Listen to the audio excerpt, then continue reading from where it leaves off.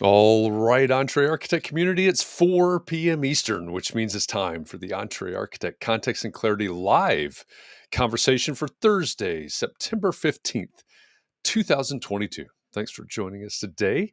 As you get here, say hi. Let us know that you're here and let us know where here is for you. Where are you joining this conversation from? If we've never met before, my name is Jeff. I come here every weekday afternoon at 4 p.m. Eastern for one reason, so that we can find clarity around the things that matter most to you, the architect. It doesn't matter if you're the employee of a firm or you own your own firm. Maybe you've circled a date on the calendar. You said 2022 is my year and you're on the runway to starting your own thing. Or maybe you have owned your own firm for a year or 10 years or 29 years and you're starting to rethink or reimagine what that firm could or maybe even should be.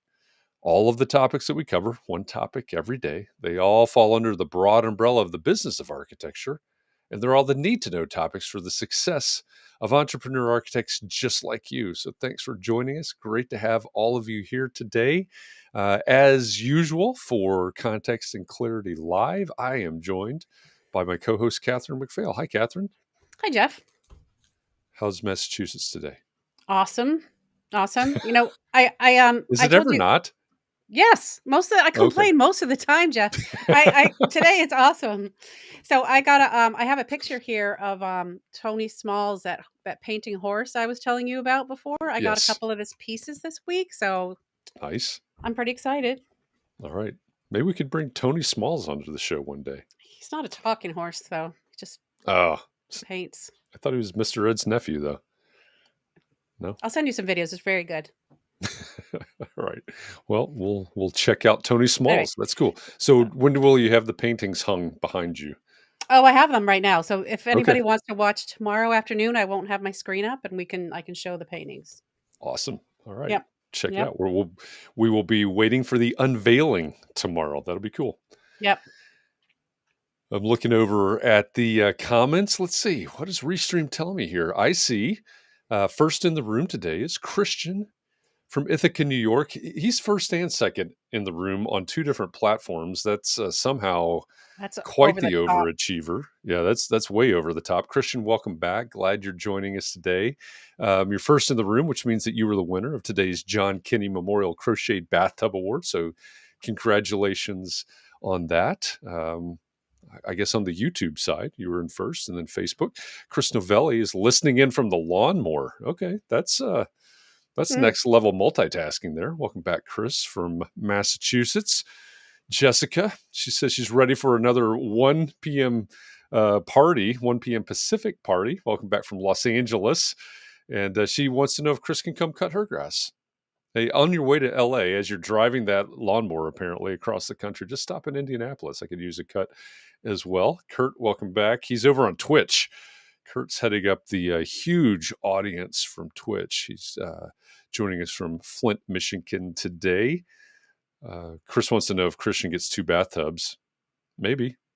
If you get first and second, same person from two different platforms, it seems like it'd be worth it. Chad. Yo. Hey, Chad. Welcome from the ATL. Glad you're joining us from Atlanta today.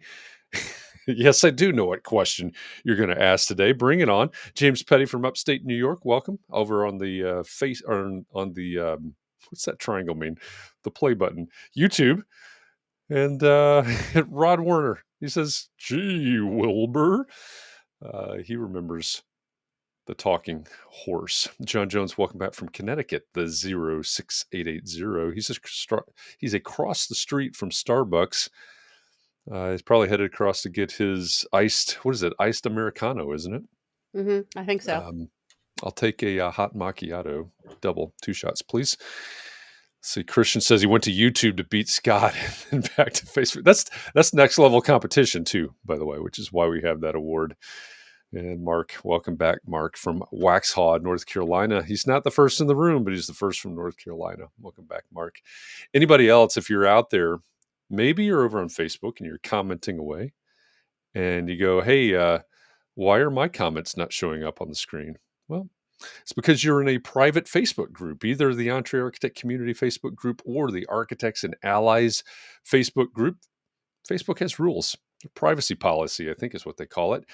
They can't let your name, your likeness, or your comments out unless you give them permission.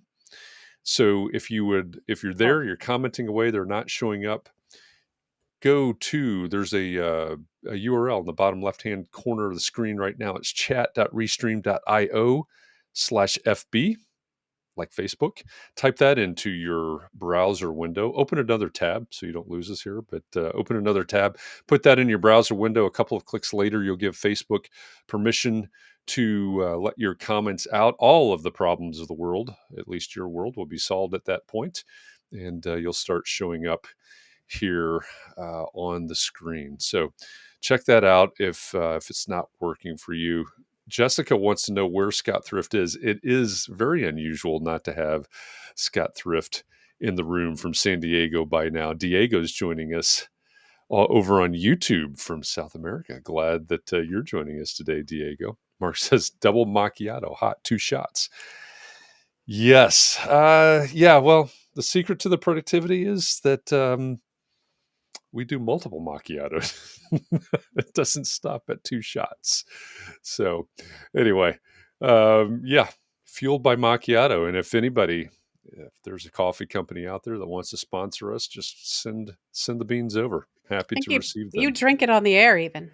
I would. Absolutely, I would. I'd put my espresso maker right here, and we could make macchiatos while we talk. I'd be a happy camper at that point. Yeah. All right, we have another great conversation in store for you today. As we've been discussing all week, this week we've been talking about culture in architecture, culture in the profession in architecture firms. We've been on a journey, I would say. We asked how things have changed since you started, how they need to change in the future. We talked about traditions in the profession. Should they be there? Should they not be there? What are they? Are they healthy ones or not healthy ones? And today we're going to bring in a couple of guests, which is going to be fun, specifically to talk about everything culture in our workplaces. So let me make an introduction here. Our guests today, as I said, are plural. They're co-founders, co-hosts, and co-authors. They're educators, strategists, and empaths. They're leading the revolution towards a diverse, equitable, and inclusive workplace culture as the co-founders of Team Dynamics in Minneapolis, Minnesota, the co-host of the podcast Behave, which is a good podcast. You should listen to that, and the co-authors of the book, Hiring Revolution. Alfonso Wenker and Trina Olson, welcome to Context and Clarity Live. Thank you so much for having us. Yeah, thanks for having us on.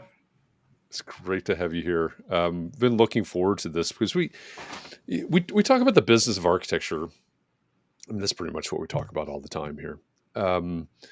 And sometimes that means finances. Sometimes it means marketing, business development, things like that. But one of the things that we probably overlook too often, first of all, is our workplace. What's that look like, feel like, and all of those things. We were talking before we got started that context and clarity came about because of the pandemic. We looked around and things were shutting down and said, hey, people are going to need a place to connect. And it's been interesting to watch how people have reassessed priorities. Some have started their own firms, the last, I guess it'd be about 2.5 years now. And we're creating cultures every day and changing cultures every day. So I'm really looking forward to this conversation and learning from the two of you what you see, as we look towards the future, right? March of 2020 is the past, not so distant past.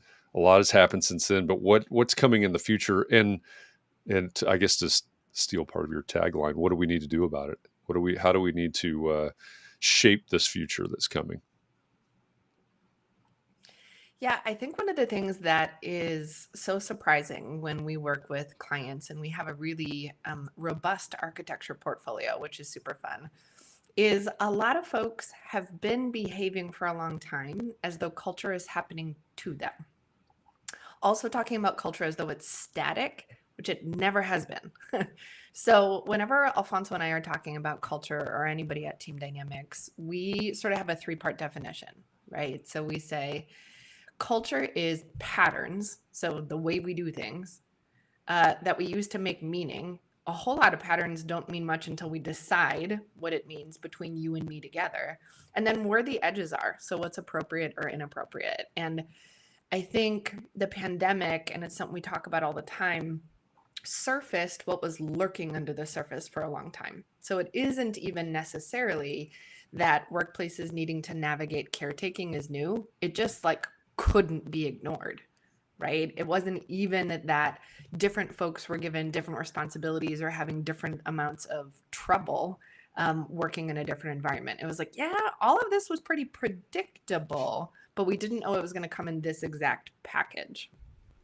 Yeah, I think that's a great point. I love that idea that culture isn't static, because it certainly isn't. I think it was Tuesday started with the question, what when you started, when you graduated from school and you got your first job and things like that, the workplace was like this. But here we are today, and then I was reminded very quickly, hey, I don't feel like I can speak to that because I didn't start that long ago.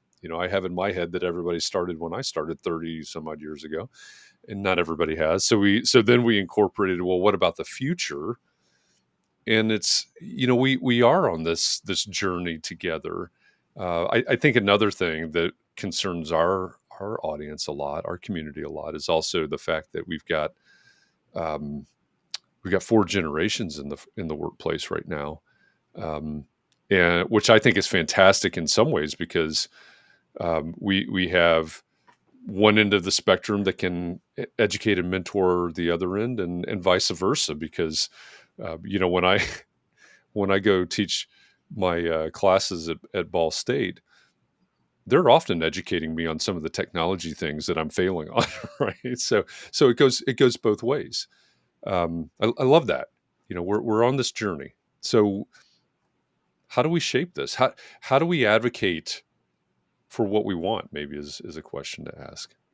What we need. So I think something that you're pointing at, Jeff, when you talk about the multiple generations, the fact that some of us are thinking about how things were when we came into the industry, how things are now, how we want to co-create what's coming up, is it's important to remember that we're all projecting our own preferences onto each other. That's a great point. So when Trina talks about patterns, I have a sense of culture, or what is sort of the cultural norm, even if I'm just one person. So part of how we're missing each other across generations is we don't have shared meaning of what respect or effective or efficient means. And then something that Trina is fond of reminding us is all of the research shows that each of the 4 generations feels deeply disrespected and misunderstood by the other 3 generations. So we're all walking around with our own sense of what is culturally correct because of what makes us feel comfortable, and what's necessary what's necessary now to create the futures that we want is more conversation that is about, hey, does this work for you? Here's how I'm thinking of working on something. So oftentimes when we talk to architects, we hear about a desire for a culture of feedback, a culture of innovation, a rigorous culture of like course correcting and making things better. And then when people peel back the layers a little bit and talk about what that actually is a value of feedback, a value of innovation, but we want our feedback only from certain kinds of people, only at certain times, and only if the feedback sounds good to us, right? So if we think about what my expectations of feedback were when I joined the workforce, when I'm 10, 20, 30 years in, and what I want it to be, if we want to co-create future cultures, we have to say, hey, I know that we value feedback because we believe feedback is going to make us more innovative, more creative, more competitive. What's the best way for us to do feedback with each other? And what are some of the ways we don't want to receive feedback from each other, rather than saying, well, when I was coming up, people just told us if we were wrong. Okay.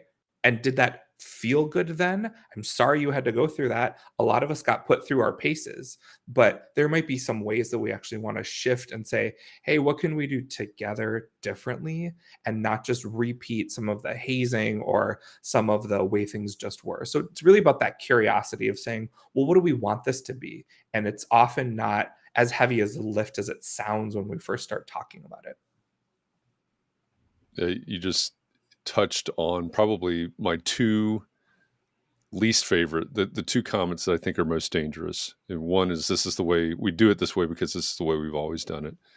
And the other is, I paid my dues, so now you have to pay your dues, right? You have to go through the same thing, apparently. And I think it does. You used the word hazing. I think that's exactly what it amounts to in my mind.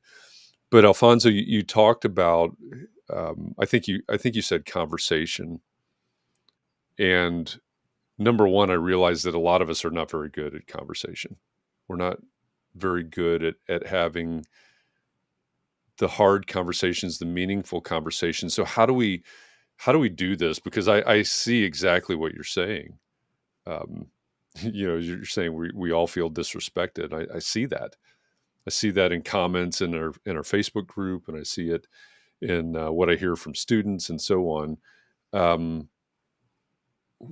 How do we have those conversations? I hate to say it this way because it seems very redundant, but how do we create a culture of those conversations? Yeah, I think I'm thinking about some of your solopreneurs who are listeners right now, because I think potentially one of the things that might give folks enough courage to try a new pattern, like have these conversations, might be with clients, right? Because there's a lot on the line. And so you're creating a culture of work across, your expertise and clients. So I would say, and our advice to folks for whom this is just not in their practice yet, is to surface some of the patterns you start to become aware of in the relationship and some patterns you know about yourself. So for example, let's say I'm working with a client and I get an email at 1:33 a.m. my time. I'm not awake for it. I don't see it till the next morning. Cool, right? So I might be having meetings, I might be on site, I might be doing a bunch of stuff. And then let's say I get back to that client around noon, right? Because we're new to each other, and because I just noticed that there was something that was out of pattern for me, I have some questions. They're probably not even concerns, right? Maybe you're a night owl.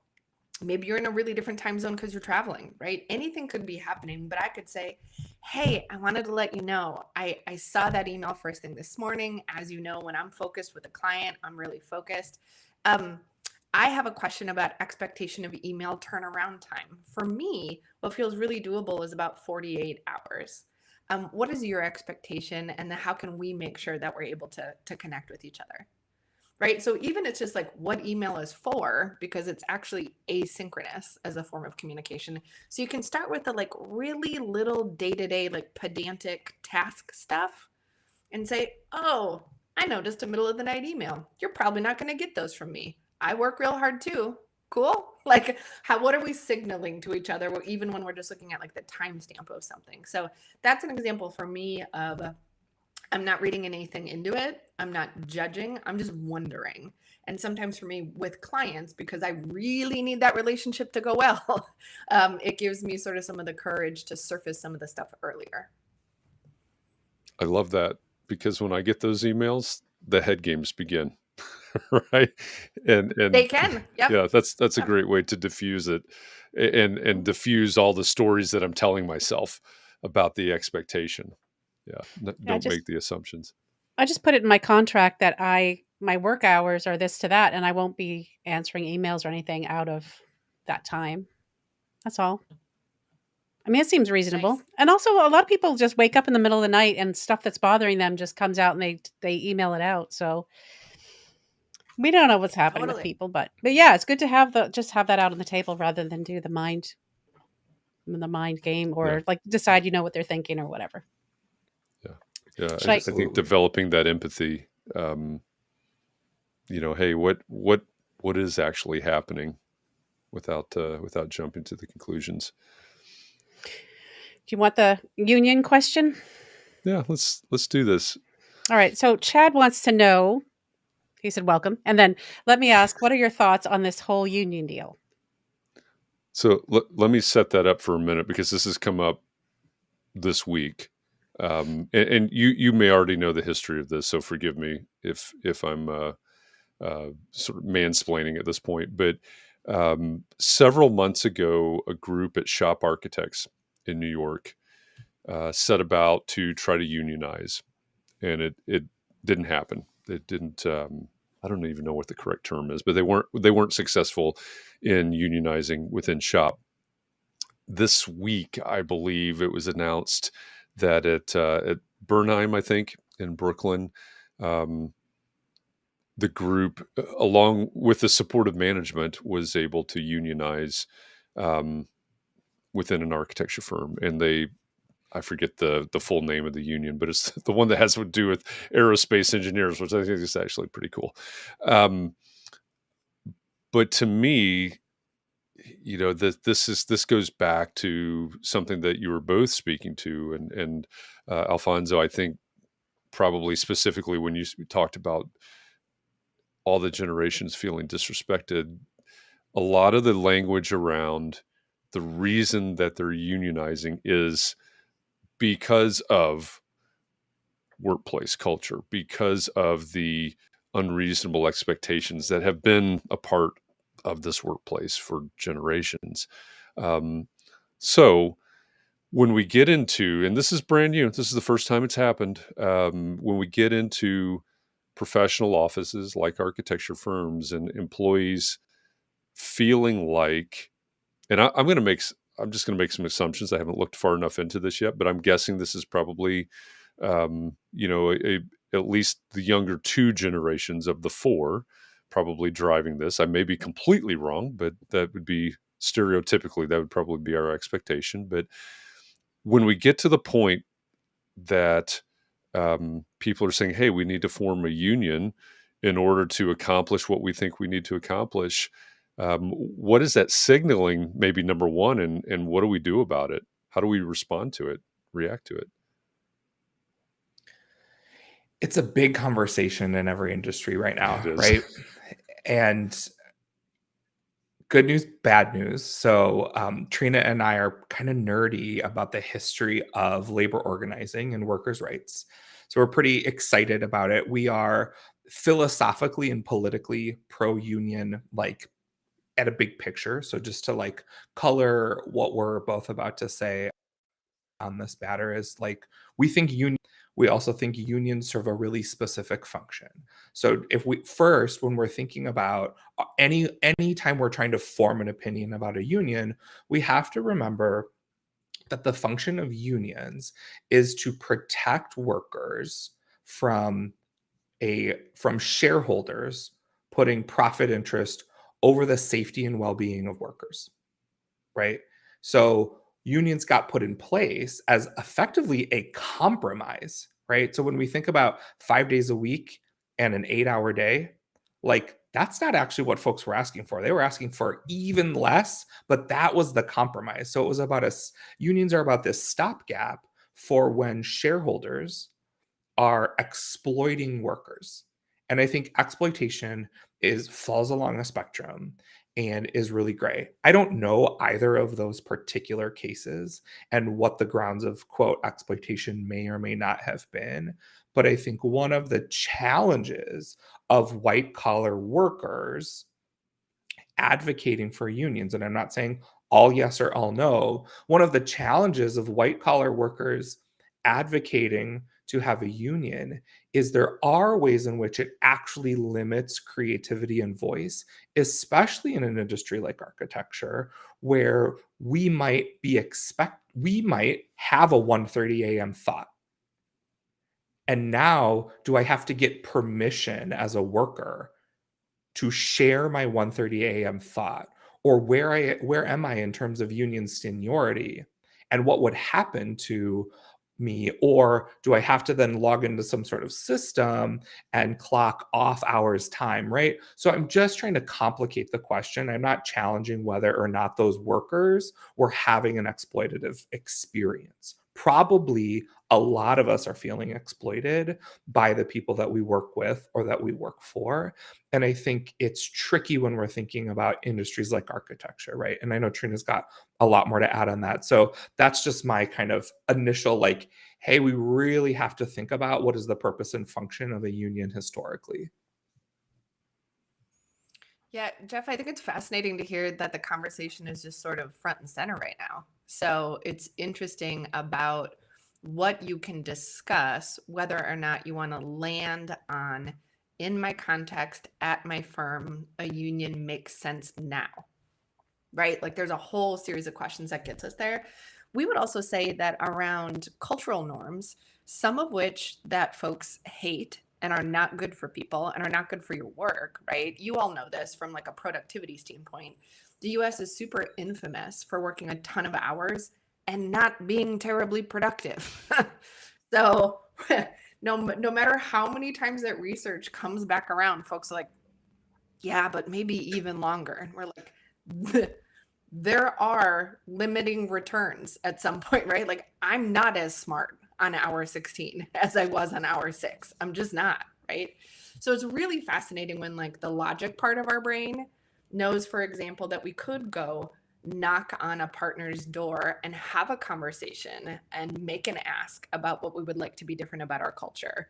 But we may have convinced ourselves that they wouldn't take the meeting or so, right? So this idea that really often what we're seeing is organizing that isn't super strategic, but often we're seeing folks through the process of even having a conversation about a union can get to a place not of what are my demands with like my closed fist, but really what are my offerings? What are my ideas? What are my asks?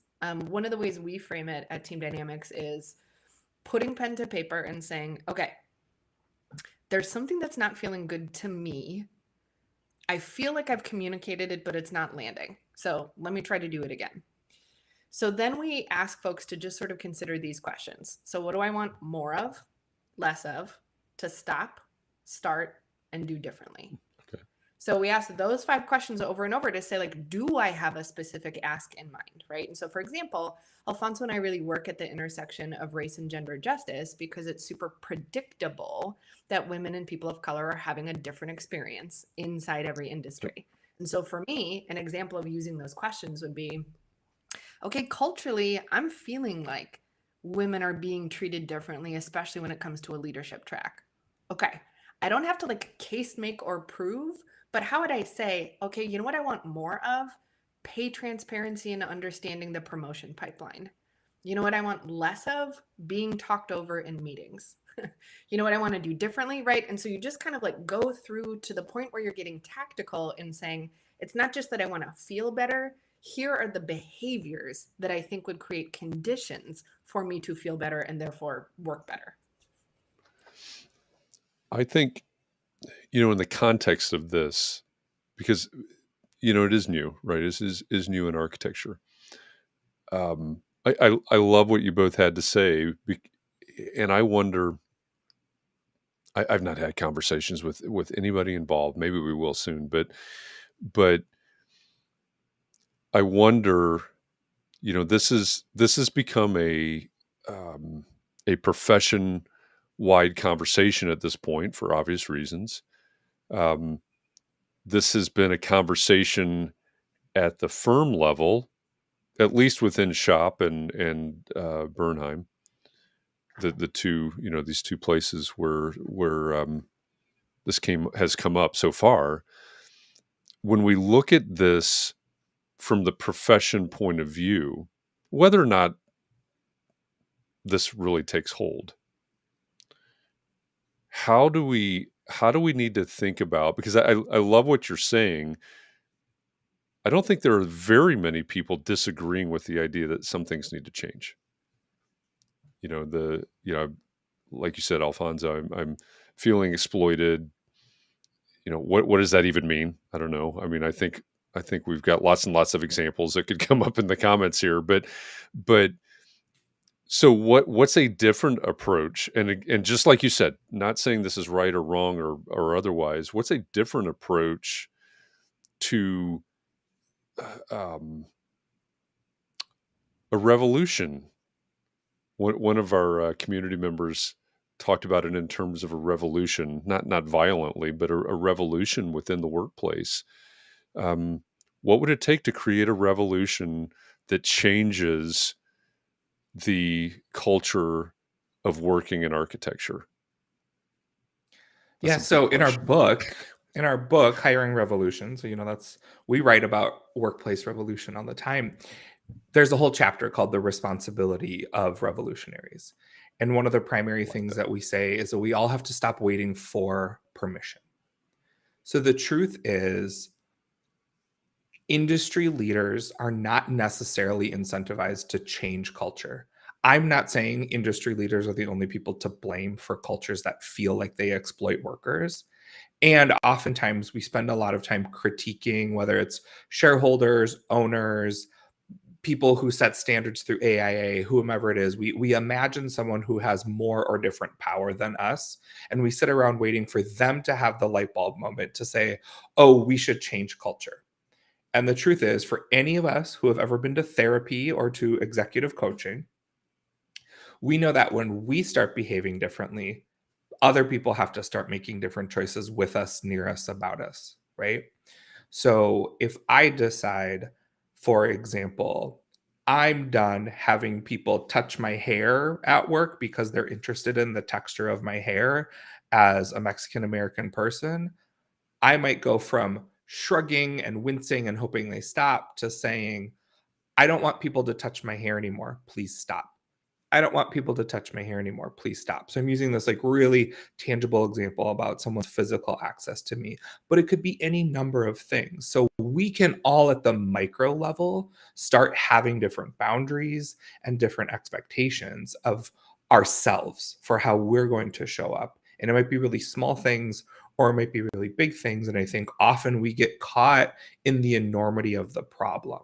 Right. So we start to look at, if folks are familiar with the elephant in the room report that came out from AIA, right?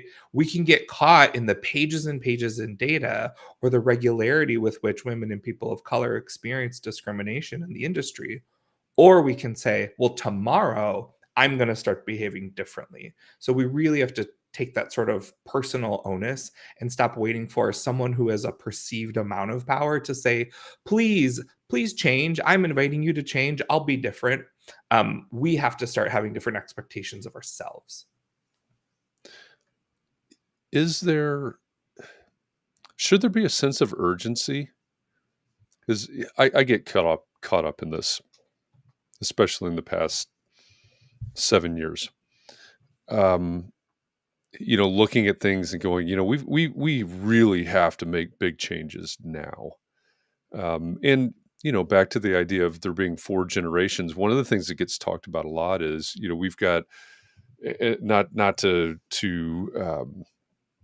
throw ageism into the mix here, but we have boomer firm owners and leaders that hold a lot of experience, a lot of knowledge. They'll be retiring, aging out, things like that. We have very many young people coming in. How do we transfer that knowledge and wisdom, so to speak, through the generations? That would seem, on some level, that there needs to be a sense of urgency. But how urgent is it that we really start advocating, and we really start taking these personal responsibilities, and we really start? My skin's still crawling over your example because that would freak me out, by the way. So I guess it's a good thing that I don't have a unique hair texture. Not to make light of that, but that's true. You wouldn't like that. I'm sitting here. I'm freaked out by that. How urgent? How hard do we need to push this in the day to day? Yeah. So I think about it like triage, right? So pretend I just got in a bicycle mishap in my neighborhood. Maybe I have a scraped knee. We think I broke my arm and I'm bleeding from the head. Okay, I have multiple things going on. What do I need you as a medical professional to handle first? Yeah. Even if I'm like really complaining about my arm because I can't see the cut in the back of my head, right? So we think about it this way. There's a bunch of stuff that could be better. So there's a bunch of stuff that's neutral that could become positive. There's a bunch of stuff that's negative that we would love to bump up to neutral in terms of the culture, right?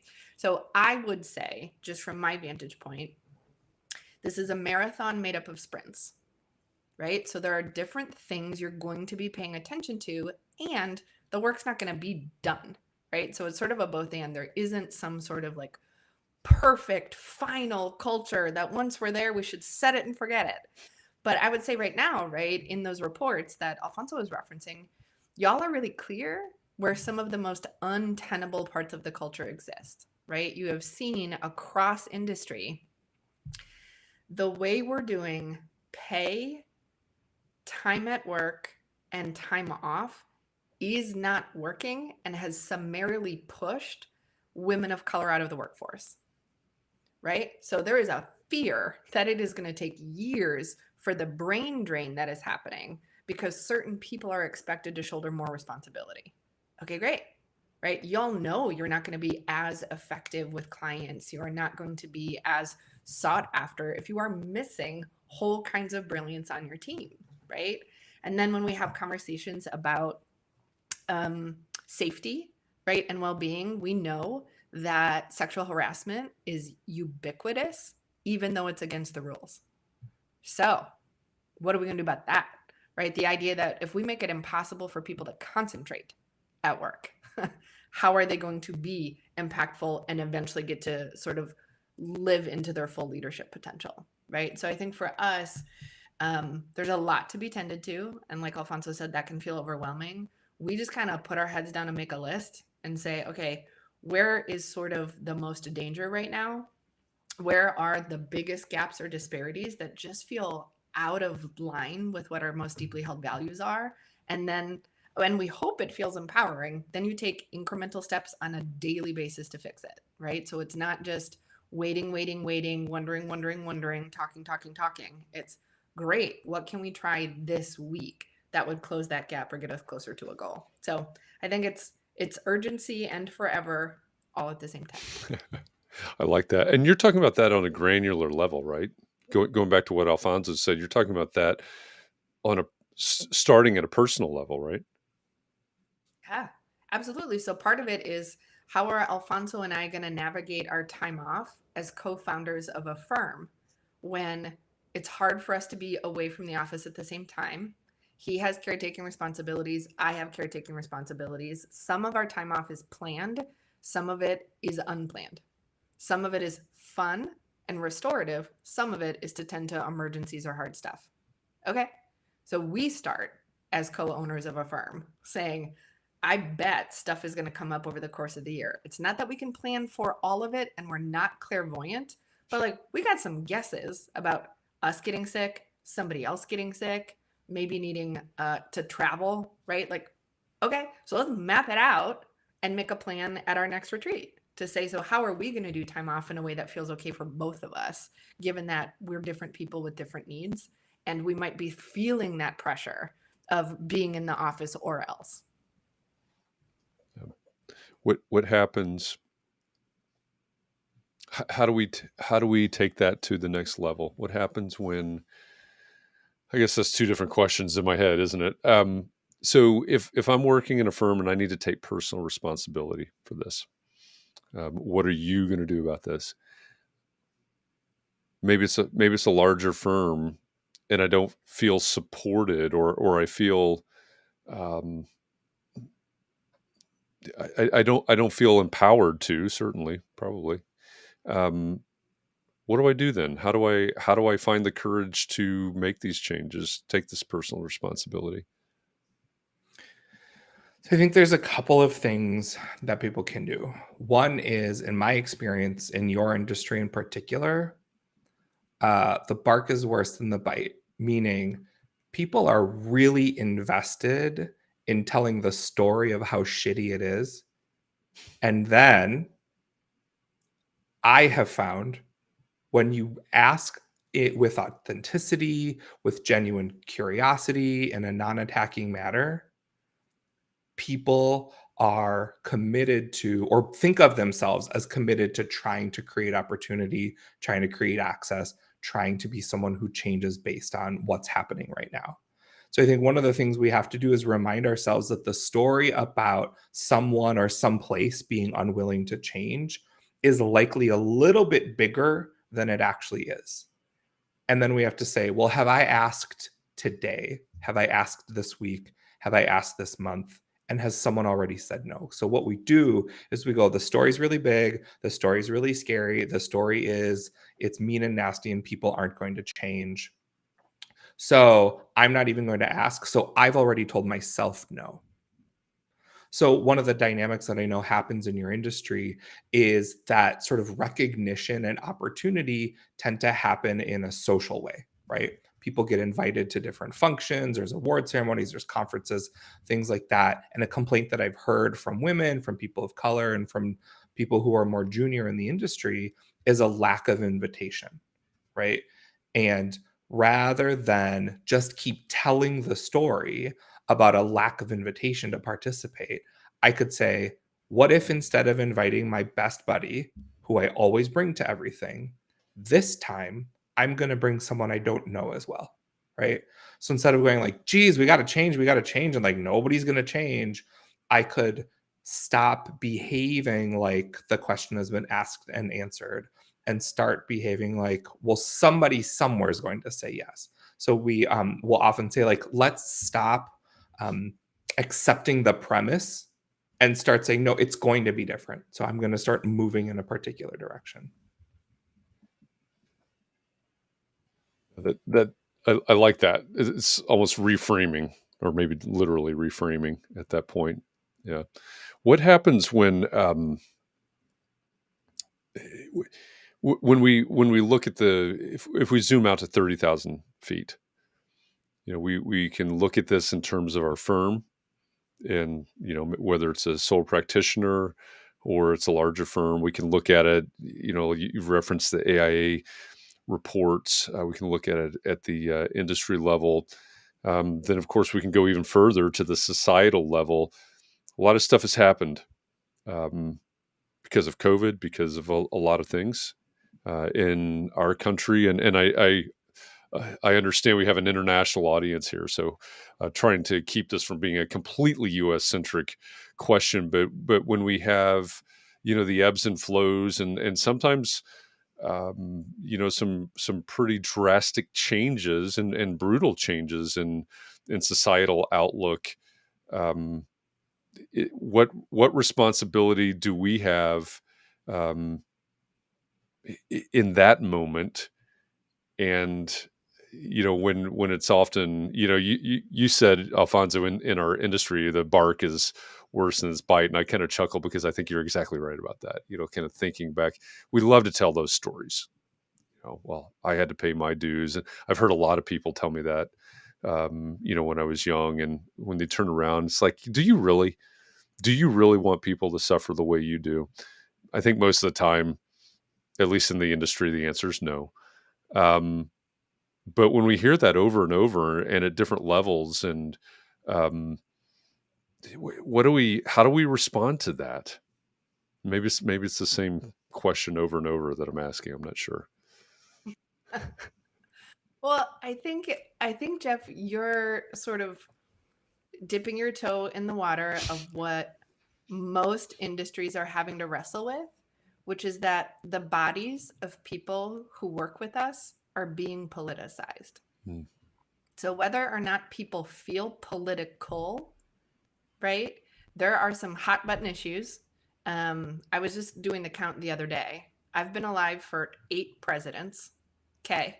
There's been quite a pendulum, right? And Yeah. if we all do the count, like, okay, things have shifted. And I'm not only talking about at the federal level, right? But when we think about the responsibility we are choosing to have by being in a firm by being in leadership, by being responsible for navigating things like healthcare benefits, really thinking about how in a capitalist economy, people's jobs are the way to get access to health, housing, food, and well-being. Okay, that was like a lot, right? When I'll never forget when Alfonso and I signed our paperwork with the Secretary of State to like get our tax ID number, and we were like, "This is getting really real. This is getting really real." And we had a financial advisor who said to us, "Y'all are job creators. So what are you going to do with that?" Right? And so it's interesting, even as solopreneurs, that means you're creating jobs for yourself. And so this idea that the political and the workforce has ever been separate is not true, right? And also, Alfonso and I have yet to run into an industry where folks aren't navigating a workplace that is multi-party, that is multi-religion, that is multi-class, that is across disability, across sexual orientation, right? So this idea that if we are in a mix of any kind that's meaningful, you will have people in your workforce that have a variety of needs. And then as an organization, regardless of how you vote, if you're eligible, you have the opportunity to live your firm's values through your behavior with your people, right? And so, Alfonso, I'm curious because Alfonso does a lot of work with our folks who are also in rural areas and who are having these conversations about what it is like to say, okay, we are in a location where there is a lot of contention. So I don't know, Alfonso, what would you layer on? Without repeating myself, yeah, I just think that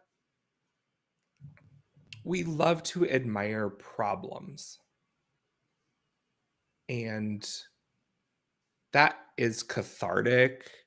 It can really scratch an itch, but at the end of the day, the problem remains. And I think that oftentimes many of us are interested in the esoteric or philosophical or theoretical notion of culture and the future of workplace culture, but we have yet to develop any kind of practice around it. So what do I mean? I used to do long distance cycling. And so if someone were to ask me today, like, hey, do you want to do a 50-mile ride on Saturday? I might say, that sounds really cool. I'm interested.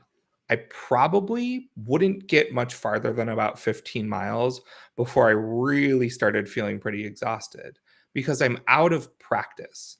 So I have a sense of what riding my bike 50 miles looks like and feels like and can be. I can imagine it, right? It's not so far out of reach. But when it comes to being somebody who actually wants to be a person who can ride his bike 50 miles on Saturday morning, that's going to take practice. And if I remember what kind of practice that took, when I was able to do that, that meant 15 miles every day after work, even when I didn't want to, even when my friends were going out to dinner, even when there was a show or a band that I wanted to go see, right? And so I think for anybody who actually wants anything to be different, we have to get out of our obsession with the problem and figure out what is the practice going to be. What are my 15 miles a day that I'm going to have to do so that when I want to be able to ride 50, I can go do 50. But you can't ride 50 if you're not in shape enough to do it.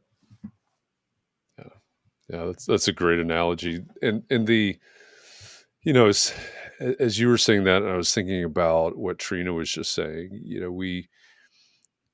We bring up the idea of the necessity of diversity, equity, inclusion, and it's so layered. I think. I mean, it means so many different things.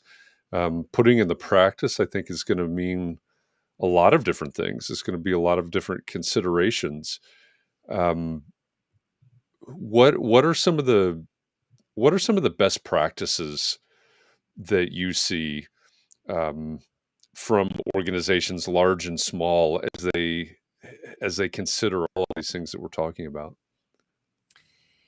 Yeah, so one of the things that folks who are doing really well on this score do is they revisit their policies and practices regularly and on purpose. And so, not just when something goes sideways or wrong or they get feedback, but for a lot of folks, it's quarterly or twice a year to be able to say, okay, cool. What has shifted about our context? That could be the constellation of people working at the firm. That could be the clientele that you're trying to reach. That could be something budgetary. That could be something technological. Cool.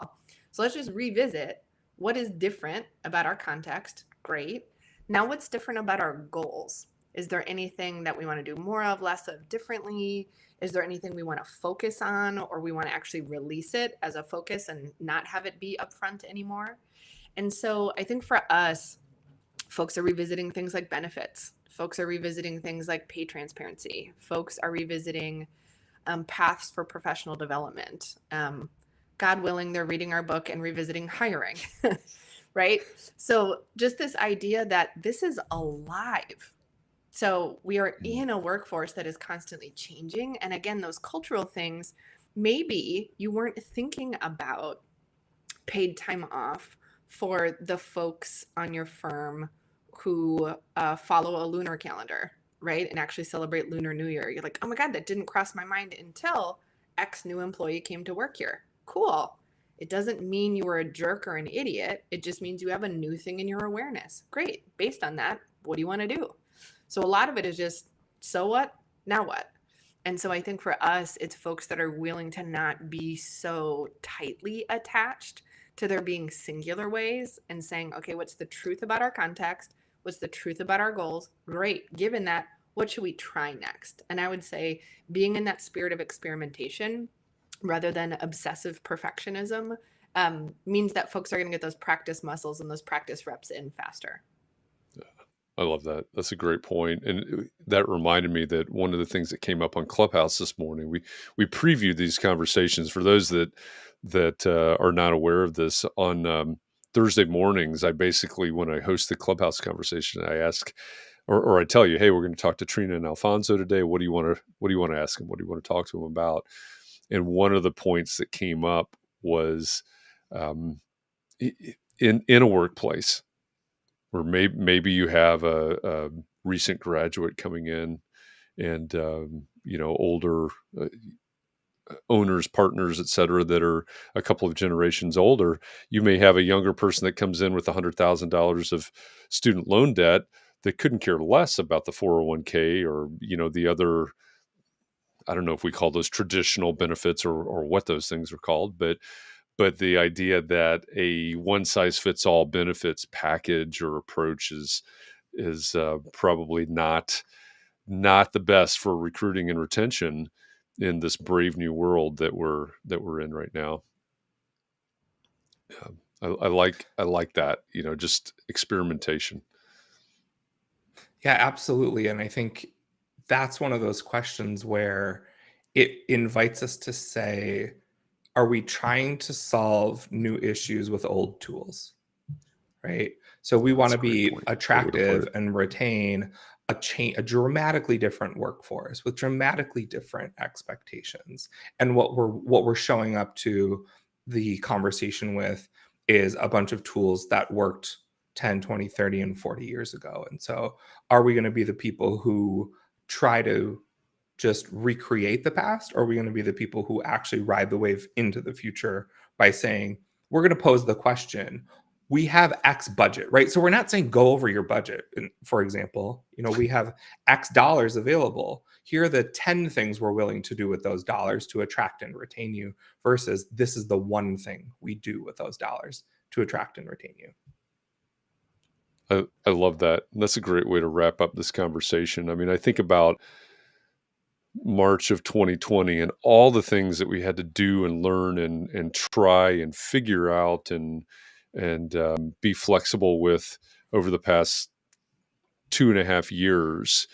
We've got to be able to apply this in the context that you're talking about here with our workplace, our benefits, and our everything that plays into that. So that's a really excellent point. I love what you're challenging us to do here.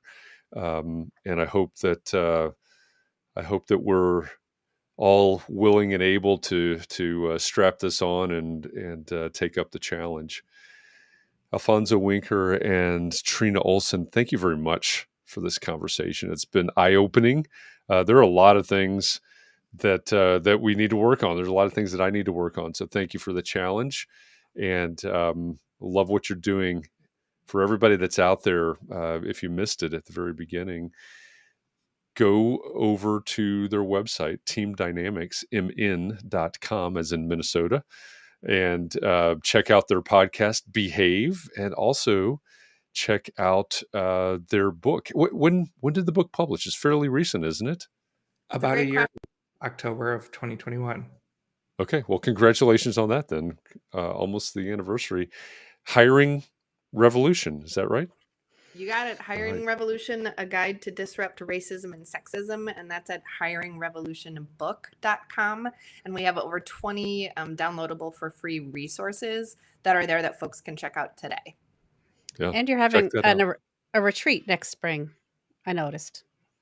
Thanks for noticing. Yeah, we're gonna do a retreat that's all about Hiring Revolution, and we're also kicking off a coaching cohort to work with us. So any way you reach out to us, we're excited to talk about what we could partner with together. And thank you both for having us. Yes, thank you. Excellent. Yeah, it was great having you here. And if when for everybody in the audience, if you're in the Entree Architect Community Facebook group, just go to the post about today's conversation, and I have all the links in there for the book, for the company website, and also for the podcast. The pages for the podcast as well. So that's easy. Those are easy ways to find it. So check that out. Looking forward to next week. And there you go. Thank you, Katharine, for putting that in the bottom left. Teamdynamicmn.com is the website for their organization there. Next week, looking ahead on Context and Clarity, we're bringing Matthias Del Campo back. You may remember Matthias because we brought him on to talk about AI and architecture. As we talked to him before we were live and after we were live, and even during our conversation, one of the things that really intrigued me about the conversation is he brings up this idea of ethics in AI. So he's coming back next week to speak specifically about ethics and artificial intelligence. So that's going to be a fascinating conversation in a completely different way, probably, than today's. So join us for that. I'll post about that Saturday morning. You can tell me what you want to talk about next week. So check that out. But until then, again, to Trina and Alfonso, thank you very much for this. We appreciate the conversation. To all of you out there, thank you to you, because if it weren't for you, if it weren't for this community, we would not be having this conversation with Alfonso and Trina. So thank you for this opportunity. Please be well, stay safe, take care of yourself, keep those around you safe and well.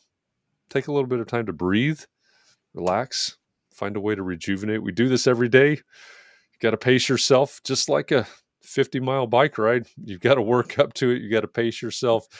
Thanks for going along this journey with us, and we'll see you again tomorrow. Thanks, everybody.